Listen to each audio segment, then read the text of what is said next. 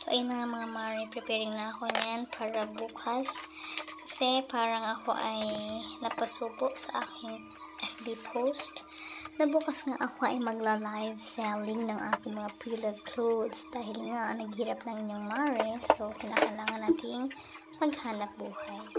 So, ayan na. Naghanap na ako ng mga damit na pwede ko nang bahagi. So, pasensya na. Napakadumis.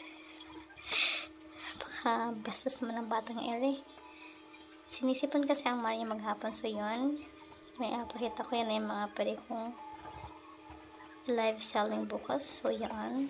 May mga damit, may mga dress.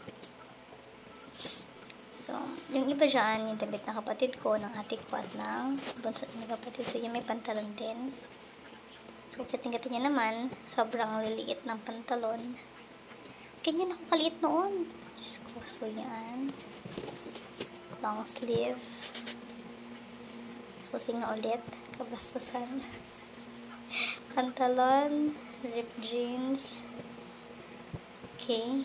So, yan, pantalon ulit. Yung mga pantalon ko noon ay halos hindi na magkasya. At lagi na magkasya. So, yan. Hindi pa yan nagagamit. Yan din. Hanap. So, yan. Kapartner noon, iba lang ang kulay. Hindi pa rin din niya nagagamit. So, yan. Ginamit niya ng graduation. 2018 pa. Isang beses lang din nagamit. Yan dyan. Isang beses lang din. So, yan. Ginamit ko lang yan. Nung i-compile kami confirmation, isang beses lang din. So, yan. Yan, nagamit ko na yan. Pero ngayon, talaga namang kitang-kita na hindi na sa akin kasya. Yung dress na yun, isang beses lang nagamit. So, yan. Pantalon, ang liit. Pantalon, slacks atang black.